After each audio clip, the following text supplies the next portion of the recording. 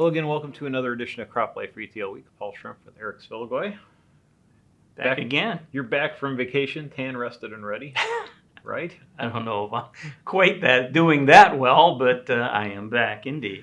It's awesome. Well, this was the week to tan because it's like going to be 90 degrees all week. Yeah. In Cleveland, which is, wow, it's been 70s, been San Francisco weather or colder, I think, for most of the summer so far. Yeah, and believe it or not, now I keep reading online and such that we had a very wet spring and everyone was praying for some dry weather, and now that we've had the dry weather, or a little string of it, and folks have actually gotten some crop into the ground, that now they're hoping maybe a little rain will show up to help things move along and grow a little higher.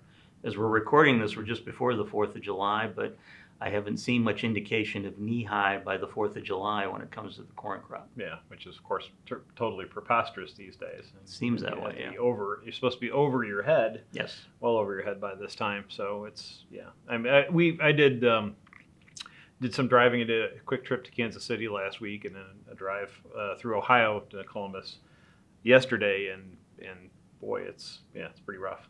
Yeah, well, small crop in the field. I know the popular thing this year on Facebook seems to be for a grower to post a picture of himself standing in the field with all his little ankle-high crop versus the year ago, same field, same picture where the crop was way above his head. So yeah, it's a shame. Yeah. So anyhow, I do have some numbers regarding this, Paul. USDA numbers are out.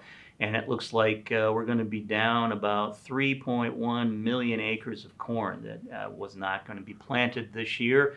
So we're going to top out about 89 million acres total.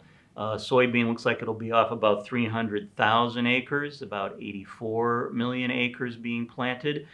Paul, that's the lowest total for soybean since 2011. And for corn, that is the lowest drop from a June to July estimate from USDA on record. So unfortunately, the situation here in Ohio, in our home state, it was so wet that I've read that probably about half the acres that were planned to be in corn did not get planted this year. Yeah. Well, I mean, there's no two ways about it. I guess hopefully these guys that get a good crop will have something to look forward to at the end of the year with higher prices. Yeah, anybody who gets it in probably will. The prices are starting to go up if you're watching the commodities market. I know folks were sending notes to me saying that corn is bordering on $5 per bushel and soybean is now creeping up above $9, headed for $10. So, I mean, things are looking a little better, and I know that's kind of being helped along by some of the numbers, Paul, regarding the crop conditions for the crop that has come in. Crop rated good to excellent. Corn is about 56% rated that way, and soybean at 54%. So only about half the acreage looks pretty good at this point, according to the USDA numbers. Yeah, it's a shame. Well, we'll have a lot of traveling to do over the next month to check some things out. We'll have the InfoAg conference third week of July. Yes, in St. Louis. That ought to be fun. I know you were talking last week with our friend Quentin Runn regarding that. Yeah, I mean, we have some field days coming up, I think, in July as well. And then we're working on the Environmental Respect Awards. The selections next week, and then the awards, I think, are sometime in September, October. I believe early October is when the awards are going to be presented. But yeah, we'll have a lot of interesting information regarding the finalists coming up here in the pages of CropLife magazine and also online over the next few months. Absolutely. Yeah, so we do have some people news as well, Paul. I know a good friend of ours in the marketplace, Jahn from the Fertilizer Institute, has been their guiding force here the last couple of years, and he is now going to take a new position with the American Chemistry Council. Yes, going to be their CEO president as of late October 2019. Yeah. So Chris is a nice guy, but young, ambitious, and upwardly mobile, even though he is in fact a Steelers fan, which he, in every meeting we've ever been to, he's never failed to needle us Browns fans to no end. But maybe this year, Chris. Maybe this year. Yeah, we'll at least be competitive. Wouldn't it be nice? Wouldn't it be nice? And we'll send you nasty notes.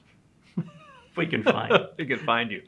Yeah, so Chris, again, we've enjoyed our time working with you, and we'll obviously see you at InfoAg, which is now a TFI event. And we'll look forward to, maybe running into you somewhere in the future, maybe a future event in Washington, D.C. Absolutely. Yeah, and one other thing to add on a sad note, Jerry Stoller, the founder of Stoller Enterprises, was one of the first people I interviewed when I started with CropLife, then Farm Chemicals magazine, back in the early 2000s. He passed away, Paul, here on June 19th at the age of 84. Jerry was a good guy, and he will be missed. Yeah, an impressive legacy. And the company is well known, and products are well known. So, amen. It's a shame, but our hearts go out to the family. Absolutely. Well, that's it for this. Why don't you say it? I'm having some problems today. Okay, that's it for this edition of CropLife Retail Week. My partner Paul apologizes, and I say thank you very much, and we'll see you again soon. How's that? If you have questions or comments about today's episode of Retail Week, contact us by email or Twitter, or type your message in the comment section below. Your feedback is important to us. We'll try our best to address your thoughts in next week's episode. And be sure to subscribe to our YouTube channel.